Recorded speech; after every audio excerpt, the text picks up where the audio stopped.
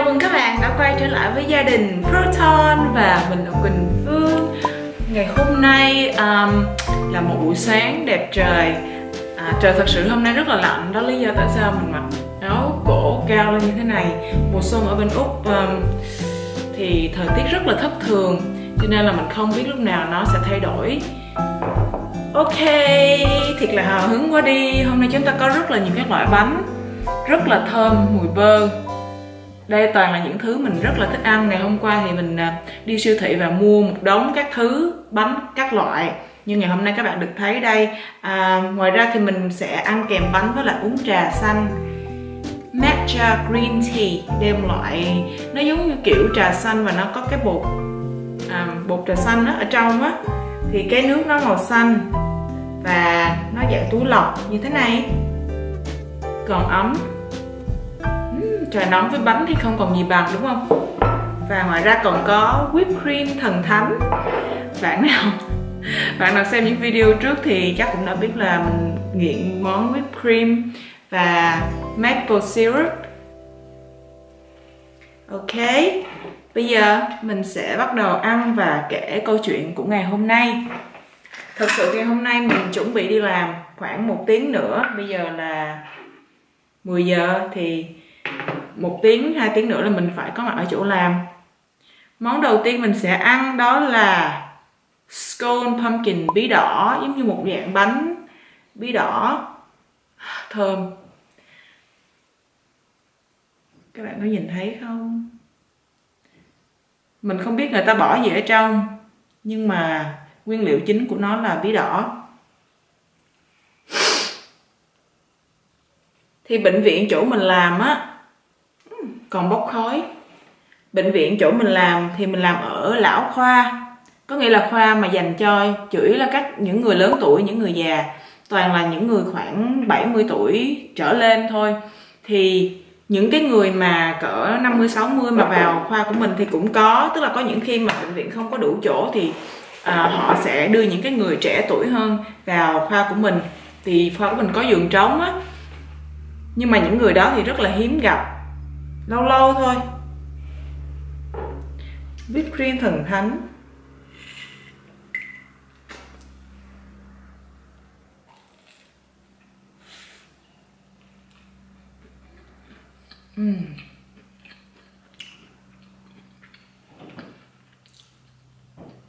Mình đã để những cái này vào lò nướng và nướng lên, nó giòn tan ở trong miệng luôn.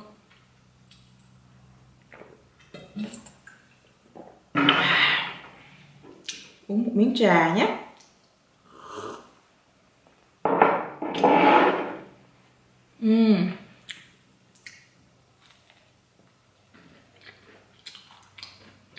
Kể tiếp câu chuyện. Có một lần á,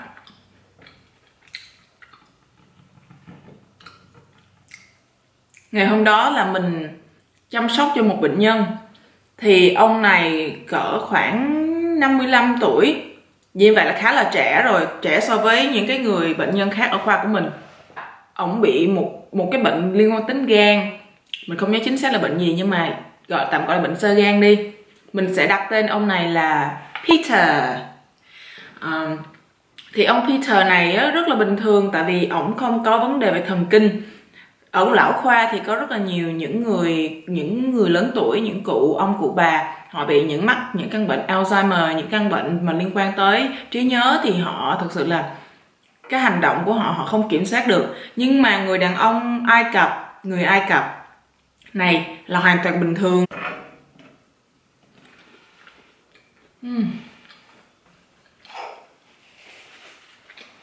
Trên đời này đồ ăn là thứ mà có thể làm cho tất cả mọi người hạnh phúc, đúng không?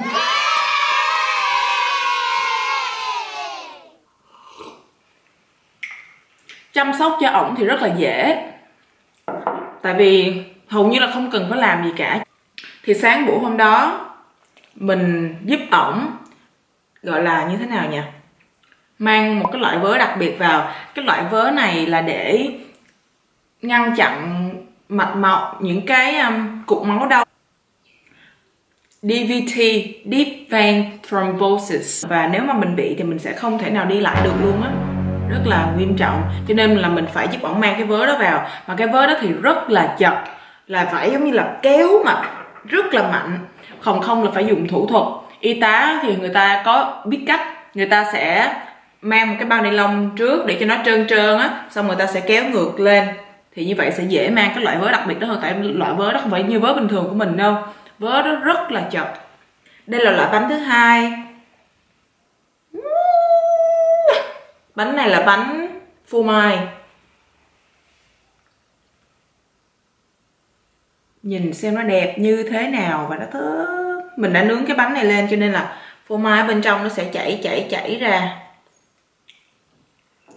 Mình nói với cái chú đó là ok, để cháu giúp chú mang cái loại vớ này vào. Tại ổng không thể tự làm được.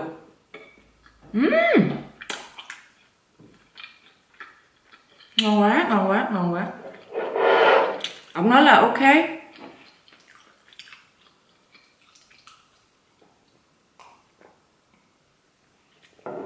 Thì mình giúp ổng mang cái vớ đó vào, là mình phải để cái chân của ổng lên trên cái đùi của mình, tại vì cái thế của nó dễ hơn thôi chứ không có gì. Thì trong cái thời gian mà mình đeo vớ này nọ thì mình cũng có tranh thủ bắt chuyện, kiểu như một phép lịch sự, giống như mình không mình ngồi mình làm cái gì đó cho người ta thì mình tranh thủ nói chuyện, chứ nếu mà im lặng thì nó cũng hơi kiểu awkward.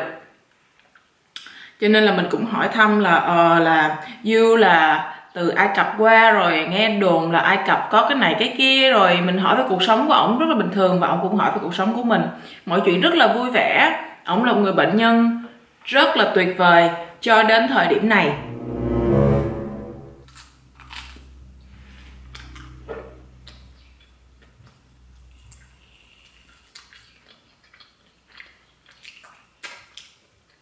Thì khi mà mình đang cúi xuống á, tại vì mình mang vớ cho ổng thì mình phải cúi xuống á, tự nhiên nha, ổng chụp lấy cái dây chuyền.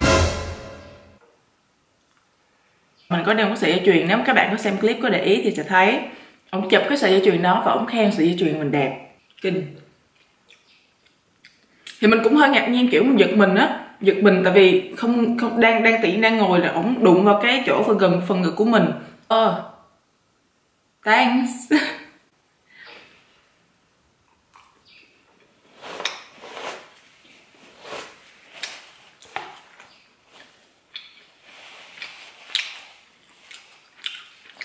Nhưng mà mình cũng không có để ý gì nhiều. Sau khi mà mình làm xong và mình chuẩn bị bước ra khỏi phòng ổng á, tại vì mình đã lo xong nhiệm vụ của mình rồi, thì ổng mới nói với mình là You rất là tốt, rất là dễ thương, tôi rất là thích You. Mình cũng nhận được những cái lời những cái người bệnh nhân nhiều khi người ta rất là lịch sự và người ta rất là biết ơn mình, cho nên là cái chuyện mà khen á rất là bình thường, mình không có nghĩ là cái đó là một cái điều gì đó quá ghê gớm đâu. Thì mình cũng cảm ơn You này nọ, đây là nhiệm vụ của mình, thì mình tiếp nhận với một cách rất là bình thường thôi. Thì sau đó ổng mới nói là ổng muốn cái ngày ổng ra viện á, là ổng sẽ không gặp mình, nhưng mà ổng muốn đặc biệt cảm ơn mình, cho nên là ổng nói là ổng muốn được làm gửi cho mình hoa và thiệp. Cái điều này là một điều là bệnh nhân ở đây á, bên Úc á, thì người ta cũng hay làm lắm, chứ không có cái gì là wow chuyện này rất là lạ, không có. Hầu như là 70% các bệnh nhân mà sau khi mà được xuất viện thì họ sẽ cảm ơn y tá bác sĩ bằng cách là họ gửi hoa, họ gửi bánh, gửi kẹo, gửi sô cô la. Thì mình cũng nghĩ rất bình thường, và mình rất là kiểu chú này dễ thương quá trời luôn. Cho nên là mình nói là nếu như vậy thì chú có thể đến bệnh viện và gửi cho cái khoa của mình. Thì chú đó mới nói là nhưng mà tại vì muốn gặp mình á, nhưng mà không biết ngày nào mình có mặt, mà chú thì kiểu cũng bệnh như vậy á, chú không có biết là khi nào chú gặp đến được. Thì chú nói là chú muốn xin số điện thoại của con để có gì chú có thể liên lạc với con và để tìm một cái ngày để mà chú đến bệnh viện chú gặp. Lúc này mình thấy hơi có một cái sự kỳ nhẹ nhẹ rồi, nhưng mà mình phép lịch sự. Mình là cái người rất là khó nói là từ chối với người khác. Đây không phải là một điều tốt, các bạn nên học cách say no, học cách nói là từ chối, nhưng mà mình không nói được. Thành ra mình mới nói là ok, rồi mình nhập số điện thoại của mình vào cái điện thoại di động của chú đó. Đây là một điều hết sức là ngu, hết sức là ngu, hết sức sai lầm. Đây là mình không nên làm. Thì sau đó rồi á, cái mình mới hỏi chú này là ok, bây giờ chú có muốn đi tắm không? Tại vì có một cái điều như thế này là ở bên Úc á, là y tá có nhiệm vụ phải giúp bệnh nhân trong cả việc tắm rửa và đi vệ sinh, tất cả mọi thứ. Còn ở Việt Nam thì hình như y tá không có làm những cái chuyện đó. Mà tại vì mình quen kiểu là mình làm trong lão khoa, cho nên là mình giúp bệnh nhân mình tắm rửa này kia, thì cái đó là một câu hỏi rất là bình thường. Tại vì những người lớn tuổi khi họ té ở trong nhà tắm á, mình đâu có biết được, cho nên là mình phải giúp họ. Mình ở trong đó mình kiểm tra chắc chắn là mọi thứ đều ok với họ hết. Mà mình quên mất là chú này chỉ có mới 50 tuổi thôi. Mà mình quên, mình cứ hỏi luôn là chú có cần con giúp trong việc tắm rửa không? Cái ông chú này mới nói là có.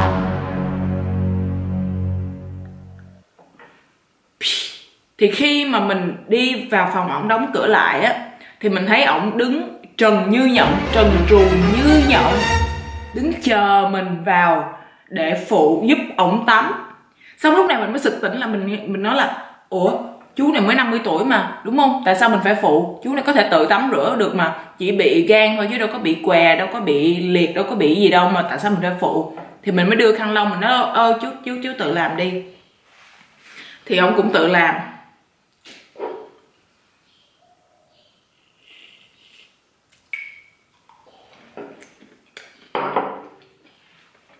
Ngon.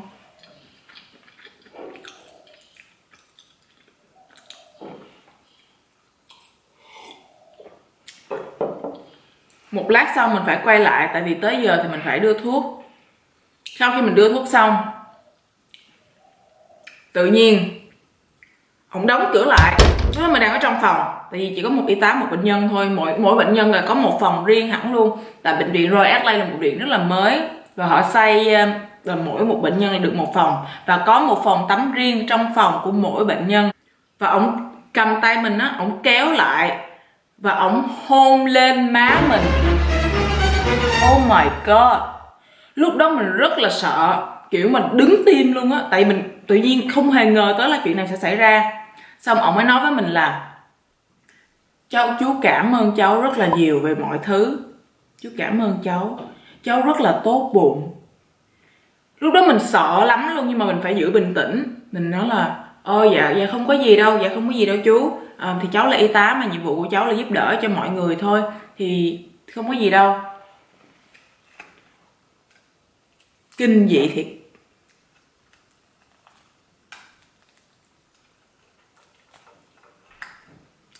Nhưng mà mình không thể nào, mặc dù mình biết là ông này thuộc dạng dê sồm rồi, nhưng mà mình không thể nào không gặp lại ổng trong cái ca ngày hôm đó được. Tại vì nói chung mình cũng ngại phải hỏi những người đồng nghiệp khác là mày làm giúp tao đi, hay là bây giờ đã ổn định bệnh nhân hết rồi á, thành ra là không lẽ mình không làm thì ai làm cho mình, đúng không? Và họ có thể nói là tại vì tôi thích cái cô y tá này quá, cổ tốt với tôi quá, cho nên là tôi mới có hành động tình cảm như vậy.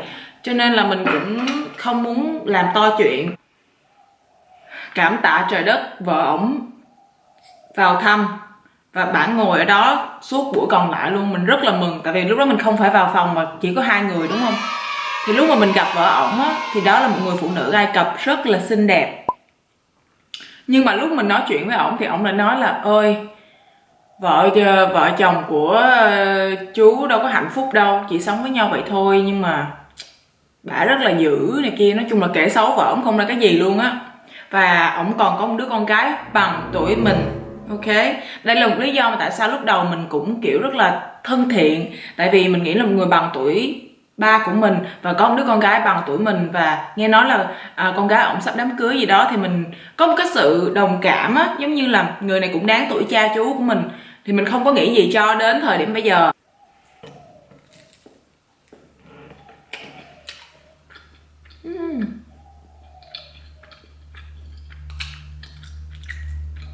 Sau ngày hôm đó ổng xuất viện, mừng quá. Khi ổng xuất viện xong thì một tuần lễ sau đó mình nhận được tin nhắn tại vì như vậy mình nhập số điện thoại của mình vào điện thoại của ổng, cho nên mình không biết số của ổng. Chứ nếu mình biết là mình đã chặn rồi là không còn chuyện gì rồi. Mà tại vì mình không biết số điện thoại của ổng, cho nên là mình nhận được cái tin nhắn là đây là Peter đây, You có nhớ My không? My đang ở Sydney, khi nào My về My rất là muốn gặp You, chúng ta có thể là bạn bè tốt của nhau. Bạn bè tốt. My có đem rất là nhiều những sợi dây chuyền từ Ai Cập. My biết là You rất là thích những sợi dây chuyền bạc, cho nên là My muốn tặng cho You để làm kỷ niệm. The hell man. Thì mình không trả lời, mình im lặng luôn. Zip, không trả lời tin nhắn của ổng. Thì ổng cứ nhắn tin liên tục, kiểu như là nhắn liên tục và gọi điện cho mình nữa chứ. Cái này mới là bực mình, gọi điện liên tục luôn. Mình không bắt máy, gọi tiếp. Sau đó thì mình block cái số điện thoại của ổng, tại mình thấy ông này ghê quá. Ổng tìm mình qua Viber và nhắn tin cho mình qua Viber.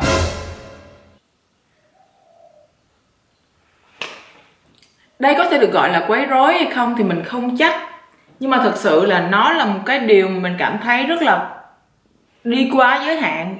Và mình thật sự chỉ gặp ổng đúng một lần hôm đó, mình chỉ chăm sóc cho ổng đúng một ca ngày hôm đó thôi, mình không hề gặp lại ổng. Cho nên là mối quan hệ với mình và ổng thật sự đâu có cái gì sâu sắc mà ổng lại phải muốn tặng dây chuyền, muốn gặp riêng, muốn làm bạn. Chưa kể là cái vụ hôn lên má nữa. Về nhà là tẩy tế bào chết, rửa mặt sạch sẽ liền, không muốn để lại những cái dấu, không muốn nghĩ tới luôn.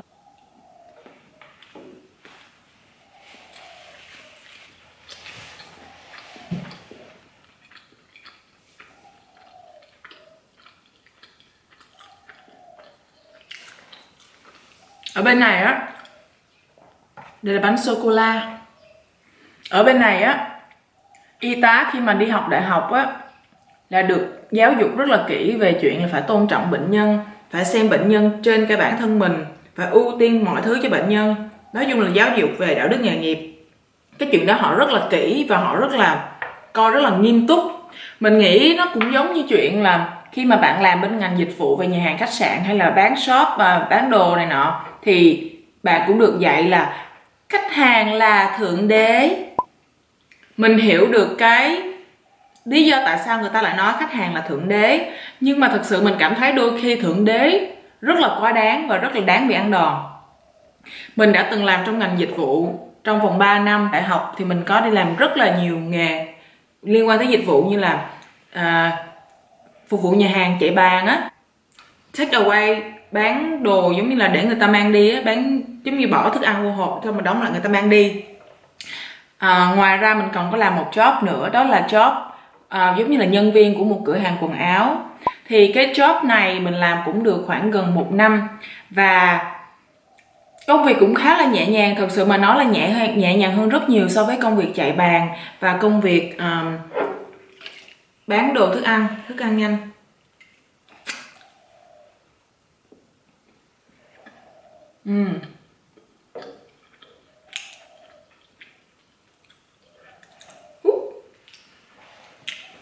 Ăn cái này kiểu bị lên đường á, bị tăng động, muốn chạy nhảy, muốn la hét, muốn giải tỏa năng lượng.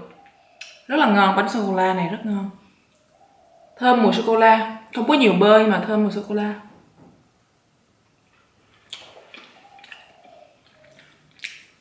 Có một kỷ niệm liên quan tới một vị thượng đế mà mình sẽ không bao giờ quên. Thì cái công việc ở cửa hàng quần áo á là có rất là nhiều khâu khác nhau. Ví dụ như là khâu móc quần áo vào giá và treo lên kệ nè, khâu đóng giá nè, khâu canh khách ăn trộm quần áo. Tại vì có nhiều người ta vô xong người ta tranh thủ cái giờ đâu, người ta chen rồi bỏ quần áo vô túi á. Bên này có rất là nhiều nha. Cho nên là bà chủ của mình yêu cầu là ok, có một vài đứa là phải đứng ở bên ngoài quan sát. Giống như thay vì đặt camera thì bây giờ là camera bằng người thiệt, là nhìn khách để chắc chắn là họ không có ăn trộm đồ của bà chủ á. Có một nhân viên đứng ở phòng, trực ở phòng thay đồ. Nếu như khách mang ra bao nhiêu cái, mang vô bao nhiêu cái là mình phải biết.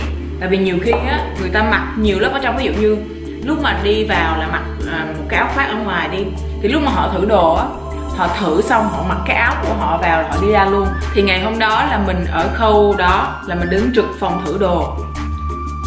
Vào khách người Úc nhìn có vẻ cũng là dân thứ dữ, nhìn cách ăn mặc, nhìn cái bề ngoài á. Và bà đi cùng với một thằng nhóc, thằng bé. Mình rất là yêu trẻ con, mình rất là thích trẻ con. Trừ cái thằng này ra nha. Nó đúng là một cơn ác mộng. Thì lúc đầu mình không biết, mình thấy nó rất là dễ thương, kiểu chạy nhảy tung tăng, rồi mình dễ thương quá à. Thì cái bà mẹ đó bả vào phòng thay đồ, thằng nhỏ đứng ở ngoài. Mình không có vấn đề gì với việc là những người phụ nữ dắt con cái họ theo trong lúc mà họ đi shopping. Mình thấy chuyện đó rất là dễ thương và rất là bình thường thôi. Nhưng cái thằng nhóc này á, mọi người đang đứng xếp hàng để chờ thay đồ. Lúc đó là giờ cao điểm, lúc đó khoảng 20 người đứng xếp hàng dài ra tới cửa luôn. Mọi người đứng chờ thay. Nó bò xuống đất, nó nằm hẳn xuống đất nha, tức là trước cửa phòng thay đồ. Nó chờ mẹ nó thì mình không nói, nó nằm, tự nhiên nó nằm hẳn xuống đất. Xong nó nhìn qua khe cửa, mà cái khe, tại vì cái khe nó cũng rộng, nó rộng cỡ này lận, nó là thấy được cái chân luôn, chứ không phải là cái khe mà nó nhỏ như thế này thì nó không. Cái khe rất là bự, nếu mà đút cái đầu xuống là nhìn thấy hết luôn. Nó đút cái đầu xuống nó nhìn. Mà trong đó đâu phải chỉ có mình mẹ của nó đúng không, có rất là nhiều vị khách nữ khác. Thì mình kiểu bị sốc. Thằng này làm cái gì vậy? Mình không thể nào để như vậy được, như vậy là rất là bất công cho những người khách nữ của mình. Cho nên là mình mới lại, mình nhẹ nhàng, mình vỗ vào người nó, mình nói là: bé ơi bé làm ơn đứng dậy đi, bé không được làm như vậy đâu, như vậy là hư đó nha, không có được xem các cô thay đồ nhé. Cái thằng nhóc này nó kiểu ngúng ngoẩy, nó nhìn mình kiểu bà là ai. Nó không có nói gì nhưng mà nó kiểu là bà là ai, bà nghĩ bà là ai. Nhưng mà tại vì mình là người lớn cho nên nó cũng đứng dậy, nhưng mà nhìn cái thái độ của nó ngúng ngoẩy. Thì cái bà đó, bà thử đồ xong bà đi ra, bà trả lại đồ, mọi thứ rất là bình thường. Bà bước ra. Mọi việc chưa dừng lại ở đó nha.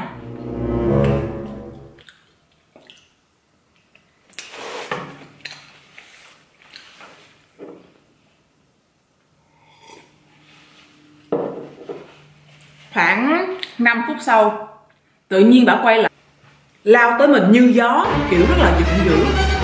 Bước đến trước mặt mình, lúc đó là rất là đông khách ở đó. Tại sao mày đánh con tao?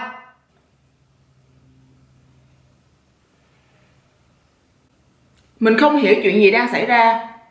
Đánh con bả. Mình chỉ vỗ vào vai của thằng này rất là nhẹ nhàng.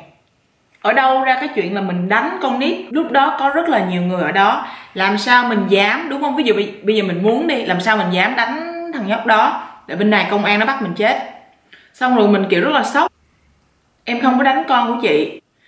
Nó nói với tao là mày đánh nó, mày đánh nó, tại sao mày dám đánh nó? Oh my god, lúc đó mọi người đều quay lại nhìn mình. Ngay cả những người đi ngang qua shop á, người ta cũng nghe, người ta ồn ào quá, mà đã xỉ mặt mình như vậy nè.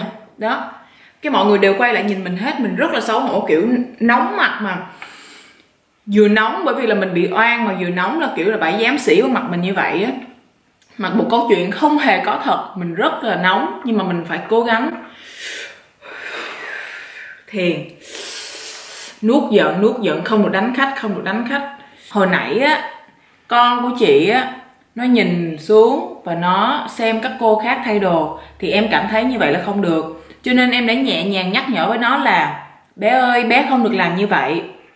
Em không hề đánh nó. Mình rất là bình tĩnh, mình không hề nóng giận với bả, mặc dù bên trong là đang sôi sùng sục. Đây là một loại bánh cũng là dạng sô-cô-la, nhưng mà là bánh sừng trâu mini. Bánh sừng trâu thì đây là một loại rất là nổi tiếng của Pháp, và nó có rất là nhiều bơ. Nó xốp hơn cái bánh hồi nãy mình ăn. Bánh hồi nãy mình ăn thì nó mềm kiểu như bánh bông lan. Còn loại bánh này thì nó có cái độ xốp mịn và nó có nhiều lớp ở trong.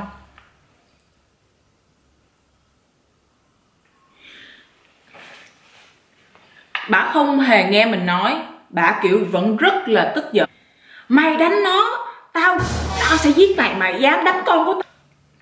bên con bất chấp á, mình rất là không đồng ý với quan điểm mà những người mẹ, mà mình hiểu là mẹ nào cũng thương con, nhưng mà bên con đến mức mù quáng như vậy là không nên. Bởi vì khi mà em bé nó lớn lên nó cứ nghĩ nó là cái role của vũ trụ, là mọi người phải luôn luôn là quan tâm để ý đến tôi, thì như vậy là không hề tốt cho nó.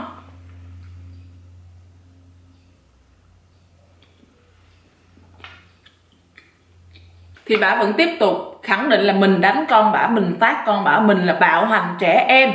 Còn mình thì là tôi không có như vậy, tôi không làm, tôi không có làm.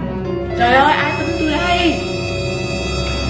Thì lúc đó bà chỉ về phía một người khách mà đang đứng xếp hàng nãy giờ ở ngoài xa. Bà nói là cái bà kia làm gì? Bà nói là bà thấy mày đánh thằng này, mày đánh con tao. Mình rất là bị tức, tại vì á, tức nghẹn họng, tức mà không nói được, tức mà muốn tăng xong luôn. Tại vì rõ ràng mình không có làm, mà một cái người khách nào đó ở tuốt ngoài cuối hàng, không hiểu vì lý do gì, mình thật sự không biết, tới bây giờ cũng không hiểu luôn, tự nhiên lại làm nhân chứng trong một cái chuyện không hề có thật. Mà cái lúc mà chuyện đó xảy ra đó, thì những cái người khách mà họ xếp hàng á, họ đều đã đi ra, tại vì 5 phút sau bà mới quay lại mà, đúng không? Thì những cái người khách mà chứng kiến, những cái người đứng gần chứng kiến á, thì họ không còn ở đó nữa. Thành ra mình không có nhân chứng, và lúc đó thì rất là bận rộn, cho nên những cái người đồng nghiệp khác và chủ lúc đó đang đứng tính tiền cũng không có để ý, không có nhìn thấy đâu. Mình đứng ở đó mà giống như kiểu đơ, không biết làm như thế nào luôn. Và lúc đó thì bà chủ của mình bước tới, đang ở từ quầy tính tiền bước tới. Thôi chị ơi, xin lỗi chị, tại con bé này nó mới vô làm, nó không biết. Thôi để bây giờ em cho chị một cái món đồ miễn phí nha. Em cho bé kẹo nè, con có ăn kẹo gì, cô có nhiều kẹo lắm nè. Đứng một bước về sau để thấy cho rõ hơn những gì đang diễn ra trước mắt. Mình cạn lời, khô lời, hạn hán lời. Cái quái gì đang diễn ra vậy nè. Xong đó bà chủ của mình vuốt giận thì bà cũng từ từ bà chửi một lát, xong rồi bà cũng đi ra. Thì lúc đó thì bà chủ của mình mới lại nói mình, lần sau mày cẩn thận á. Đây đúng là oan thị kính luôn á.